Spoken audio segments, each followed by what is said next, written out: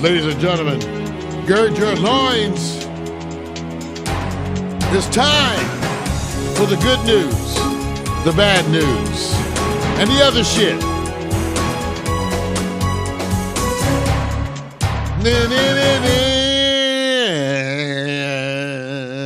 Ooh. That's right, the good news, the bad news, and the other shit. And in deference to my partner in crime, who's definitely not the other shit, we decided to mix it up again this morning because you know, and I know, the news is mostly bad news. Even though I'm trying to give you a spin toward the good news, most of the news is bad news. But we want to make you happy today because we want you to be lost in a land of frivolity and joy. And so we're going to start out with Victor Allen's preparation for you. That's right. Victor, L.A. has officially become a football team. Give it up. Yes, it is, Victor bro. Allen. Yeah. You know what? Wait a minute. And everybody's going to sit there and say, you know, well, wait a minute, man. Wait. What do you mean? Okay, I'm not discounting the Rams organization, but they got that other one in St. Louis. All right? That's right. So L.A.'s been starving for that football mecca. Yes, USC is coming up. Cool. First of all, let's just give props. Props are due. You looking for a repeat, Mario? I'm looking for well, okay. Let's not get over. too happy here. That's it. You No got repeat, one. Right? All right, cool. Let's work that to death. Let's just play it out. Run it to the bone. You're not looking for a repeat, right? Every way but loose, as they say. Just turn it. I got you. So let me just say this. Rating scale 1 to 10. Just give me a number. How was you impressed by the game yesterday? It doesn't matter who won. How impressed were you? I was impressed with the game. I mean, it was a good overall. You know, it's funny, Vic. I was impressed with the game, but overall, what I remember is probably more the halftime and some of the other stuff. But right. The game itself still is memorable. Okay. In a sense, but man, I think the whole Super Bowl experience, the whole SoFi thing, just everything jumping off. I don't know. Everything was kind of overwhelming. And then I don't know about y'all, but I had good company. I cooked some good food. So okay, all right. Well, what I want to do is a quick run through on some just photos, real 5 seconds, boom, boom, and see which one flashes for you to say I remember this. And I'm gonna start at the top, and then we're gonna get to the bottom, and then your mind is supposed to focus in on one. See, I don't want to do no prep with you. I know you. You absorb. Okay? So, we're going to do a quick flash. You ready? Yes. First one. Polyester. Is that polyester? Is that wool? Or is that The Rock? Do you remember his intro? Was it impactful? Did it mean anything that the Rams were actually practicing and didn't pay no damn attention? I think The Rock looked good. It was a way to go. He had the attitude. It set the stage, Vic. Okay, good. Now next, go to the next. We're going to the next, quick, because don't want to spend a lot of time. Okay. And I don't need any background support. This one, you better have something. Think about it. Dre, Snoop Dogg, Eminem, Mary J, Kendrick Lamar, 50 Cent. All I can say is they're talking about the best all time, and I can understand the reason why, my brother. I can tell you this. Very impactful. Fit LA. You know this. So, quick. Don't even say anything. Go to the next, because I don't want your input yet. Oh, this one. Did it matter? Eminem. He needed. You know, let's not forget. Don't say anything. Next. Go to the next one. Oh, man, I'm sorry about this. This photo didn't pop up. Yeah, there it is. Cool. Odell Beckham, tears flowing. I've never seen a man cry so much. I don't know. Between him and Michael Jordan, I'm not sure who wins, but I'm his heartfelt, Michael's heartfelt, if y'all know what I'm talking about. But it seemed like he came a long way. Next. You will remember this one. You don't know Charlie? Charlie says the NFL is now the league of sexual anarchy. This halftime show should not be allowed on television. Next. Apocalyptic. My journey, which I'll just tell you when we get there. Out of those subjects, Mario, which one impacted you the most? Just from the limited that you know. I know which one didn't impact me, Charlie Kirk. At first it started to impact me, then I passed gas and it was not there anymore. You got to give him respect, man. So he has his opinion. His opinion. Yeah, they all do. And Odell Beckham, give it up for the brother. Learned to play team in a way that was unique and different. Got a touchdown in the Super Bowl. And listen. You're talking about somebody being taken way up, and then that knee giving out. You knew he wasn't coming back once that knee buckled on him, but he got a taste. He got a TD. So I'm remembering Odell's mission, but that's not the one I'm remembering most. Go ahead, Mark. What do you think? Any others? Ooh. Is it as impactful now than it was back then? Kneeling. It should be, even though it took a back seat at the Super Bowl as everybody seemingly got into the game more. Right. That was one of the things I did notice. And once again, the NFL feels obliged to shove a national anthem down our throat, even though I would say, if you're going to do the national anthem, sing every verse. Yeah. Sing every verse so we can know what's really in there, right. And then see if you feel so proud. Right. Okay? Yeah. And I won't get into the other controversies of, Channel 4 messing up the names on performers who were singing the national anthem and America the Beautiful, the whole thing. We won't even get into that. I saw the feeds on that. They messed up switching the names, but that's okay. Halftime, Mario. Oh. Halftime. Come on. Halftime. Rated. In your top 3 all time, number 1? One of the best halftimes I've ever seen. Well, let's put it like this. This is the shocker. It was the first black halftime in NFL history. What about Eminem? Okay, hey, like I said, first black. I'm saying in the flavor, see, that's what it really meant. It was a shift. Before they give you the Who and the Rolling Stones, who, as much as I love them, they older than dirt. Okay? Well, this was so a legend. Now this is senior. Yes, it was hip hop. Senior hip hop. But hip hop is a part of the generation. You guys, you managed to get them on stage before they passed. Thank God. I loved it, dude. I love the whole wonderful routine, the whole setup. It was more culturally defining because of the music and the time it was in. And these represent trailblazers who were going against the grain. Yes, okay. Legends, no legacy there. I got you. But respect is where, I love the pop. I love the rock. I'm no disrespect. We get it all the time. But they brought this, and the dancers were killing it. Now, I feel kind of bad because you really didn't have much to say about the rock. I love the Rock's intro. I'm a Rock fan. He was cut, man. Look at that. Let's go back. Can we see him again? Man, can we see him again? He got especially cut. Now, Mario. That's what I look like when I exercise. Serious, when I exercise. Wait a minute. Let me ask you this. Is he going to bring back in the style where we tuck in the shirt and the pants and no belt? Tucked in shirt and no belt. Give it up. Can we get it? All you old people. Tucked in shirt. Tucked in shirt. Happy Valentine's Day.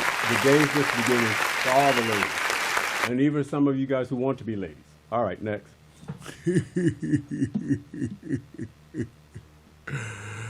Everybody give it up for Victor Allen. There you go, man. I get one clap and Hey, so Vic, tell me about this piece. Well, what's this piece right here? See, we didn't have time. We didn't have time to come together. It's only 40 seconds, but I can set you up for it real quick. Okay, set me up. Okay, setting up real quick. I went from one function to the other because I wanted to experience 2 different environments. I got left at halftime because one thing I knew, they're going to show the whole full halftime again and all these videos. So I knew I was going to catch it. I remember 9/11. And when I was driving that morning, I was going to work. The only thing that struck me was there was no planes. But I saw cars and I saw people. Just play, if you play the video for 40 seconds, you'll see what I experienced. Trying to get it to go full screen. Yeah, you may have to go full screen on this. It won't go full screen. Well, that's okay. Just go on and play because it's real simple. All right. I don't think I will ever experience this to me in my life. Empty. Super Bowl, Crenshaw Boulevard. When is this?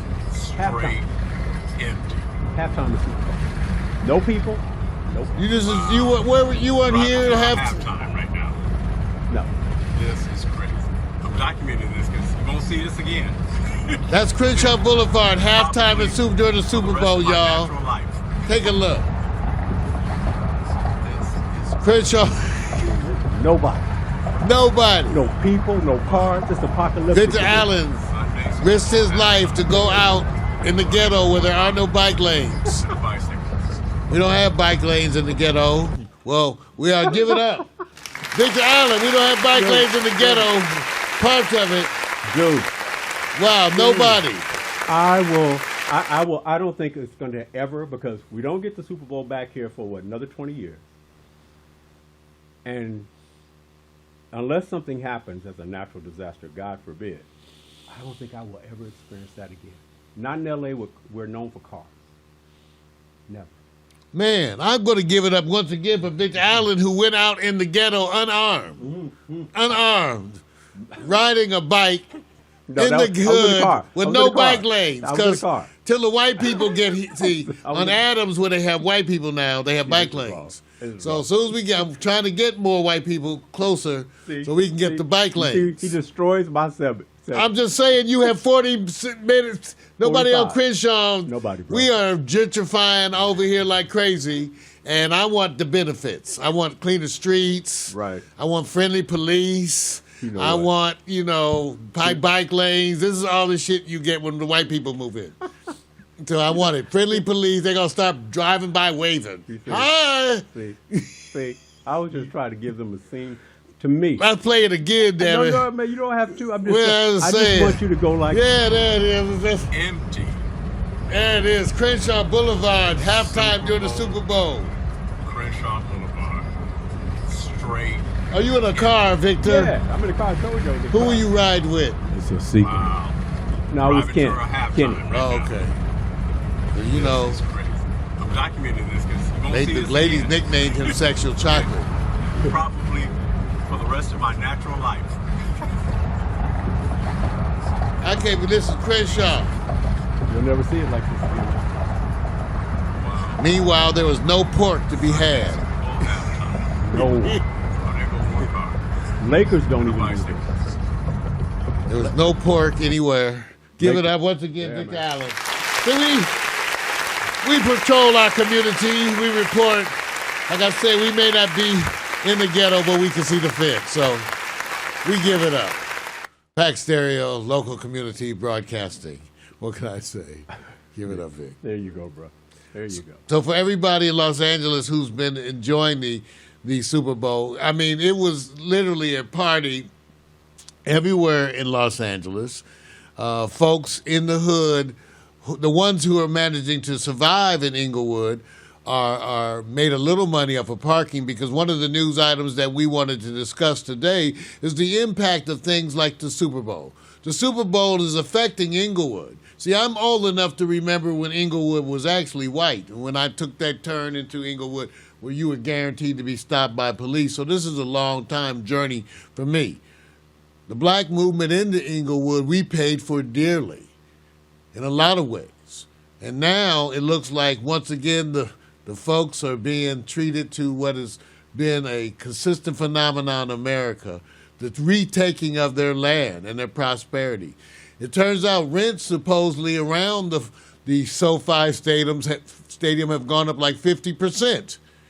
Okay, so right. Folks are being jobs are coming, but then again, the neighborhood is being priced so that you can't live there. And this is the phenomenon going nationwide. This is the phenomenon going on in LA. Who really partakes of the joys and the success of the Super Bowl? Before the Super Bowl, I went to a Rams game, and one of the things I noticed as a longtime resident of Los Angeles, they hadn't widened the streets at all since the days of the Lakers. So I don't know what we're going to do when it comes time for the Olympics, because we're not ready. We're not ready to handle that. They managed, and They managed to get everything set up with some buses. And the other thing that disturbed me, which I guess made it wonderful, was how they managed to round up all the homeless people. Now, the question is, I don't know where the homeless folks are today, but I guess we're supposed to be appreciative of the Los Angeles municipalities managing to gather up all the homeless people and put them somewhere temporarily so that we can enjoy the Super Bowl. So that's part of my perspective on all of this prosperity when I sat back and looked at the Super Bowl. So something to think about. But there's good news too, you guys. There's good news today. And I wanted to frame it as good news, but then again to raise the questions. The good news is that the COVID epidemic seems to be changing. Remember, I'm a 30-year board-certified pediatrician, intensivist, ran the pediatric ICU at LA County as faculty. So I'm speaking to you as a physician. So I've been watching and monitoring. Most of you know I've been badgering you for over 2 years. I started badgering you at the beginning of the COVID, and I badgered you throughout the COVID epidemic. I got the lucky job of being the black man trying to convince black people to get a vaccine. Lucky me. And here we are. Because the epidemic seems to be changing. So let me tell you what's happening. Rates are dropping dramatically. Maybe in some ways with like what you used to expect from the flu. But people are getting overconfident with that. Okay? It seems to be also that the vaccines are waning approximately at about 4 months or so. There seems to be a drop-off in your antibody levels. Enough that while you may contract infections, it's enough to keep you from getting very sick. So once again, the vaccines at least keep you from getting very sick. Okay? But they seem to be waning at about 4 months. Now, if the disease continues in a way that is aggressive, you can see how. Can you imagine a world where you got to get a booster every 4 months? Okay, I'm just telling you where things are sitting right now. The vaccines are lasting, but in this world, this is what's up. The other issue is the children. The children, because we still don't have a vaccine for children under 5, even though as a pediatrician, I would remind everyone, tell me the viral disease that didn't affect children. I've only been doing this over 30 years. Tell me the virus that went around that skipped children. Okay, which one? None of them. So this has always been kind of crazy. We knew the children would get it, and the children are going to get it. And as a person who took care of the worst ones with their asthma, they're going to end up very sick. So here we are at a critical time even still, because there's the issue of the mask. Now, I can tell you as a physician, once you're vaccinated, theoretically, you should be able to abandon masks. You know, traditionally what you do is you wear masks and do, segregation until you have a vaccine. Then when you get the vaccine, then everybody can come out the mask. Now, because it's all political, it hasn't been that. See, so when you're wearing the mask, the people you're most protecting are the unvaccinated. Now, I can tell you as a pediatrician, unfortunately, the children are at risk. So when you wear the mask, you are protecting the children, even if some of them, their stupid parents aren't. So you're protecting their children. They aren't protecting their children. Okay? All right? So this is where you stand today. Because when we wear masks, it's really for the benefit of the unvaccinated. Everybody else in the world, everywhere, is opening up to the vaccinated. I'm triple vaccinated. I want to be able to go everywhere. So I have to wear a mask to protect people who don't want their own protection. See, but I wear the mask because I'm thinking of the children. When it comes to the adults, though, I'm going, you don't want any protection. So I don't want to wear a mask to protect the ignorant adults. I will wear a mask to protect the innocent children who are victims of their parents' ignorance. And that's why I wear a mask. But still, let me tell you what to look for in the future to understand part of this. These type of viral pandemics are going to be a big part of your world from now on. Part of the reason that it happened the way it did is because of the spread of people. How fast things spread around the world. The person gets it in China or Russia or the U.S., and then they give it to their friend who works at the airport, who gives it to somebody who works on the plane. Next thing you know, it's in 6 other countries. By the time they identify it, it's around the world. By the time they even find it, it's around the whole world. And then people want to talk about where it began. Okay, what? I guess that helps. I guess. I mean, the point is every government with a good enough science department got every virus in a jar in a lab. You know damn well they do. They got Ebola, everything else. Okay? But let me say this as we move forward. I'm still recommending that you get the vaccines. I'm triple vax. I've had 0 side effects. Okay? I feel comfortable to go anywhere in the world. I don't feel like I'm going to get sick. I worry about transferring it to other people who are unvaccinated. And I do have a matter of sympathy. I can tell you, we've been doing work here at the house, construction. Every one of my workers got COVID. Everyone. So I guess they weren't when they getting vaccinated. No.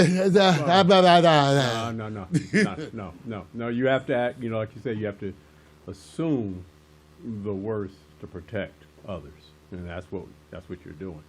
But I, you know what?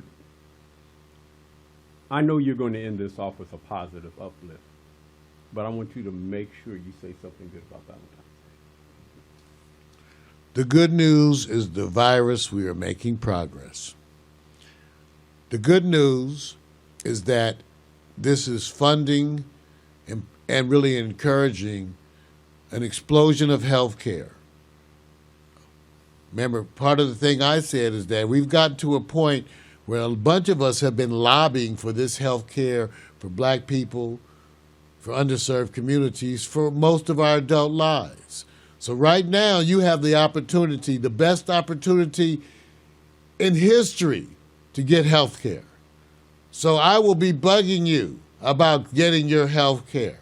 I will be bugging you. And don't tell me you don't want it, okay? Because one of the things I've reminded my black folks is that there are a bunch of young nurses and doctors out there who have been busting their ass for you. And please don't tell them that you don't want what they have to give you. Please don't tell them that. They've been busting their ass trying to provide for you. They've been wanting to come back to their communities and serve you. Please don't tell them that you don't want what they have to give you. These people love you. And know that those young doctors and nurses who are working today are going to be scarred and remember these times for the rest of their lives. They will remember these times for the rest of their lives. And like me, I'm sure most of them will wear those scars proudly. They will wear those scars proudly because of serving you in these dark times of this pandemic. But this too will pass, and we will emerge, and people will have learned. And we will get in and stay in the ass of this government. We will, everywhere around the world, people will become more active, more demanding of what they have a right to, which is health care and transparency and honesty, and they will demand these things. Because there's not one government in this world that has handled COVID correctly. Not one. Not one government in this world can you point to and say they did it right. No one. In fact, it is a travesty because when you look around, it's really a matter of who did it the worst. Who did it where is the leadership? Where has been the leadership? See, I've been gone for 2 years, and I've been mad for 2 years. So anyway, So that's the news for the day. That's the news, as we say. And we're going to come back and we're going to get some music. Ladies and gentlemen,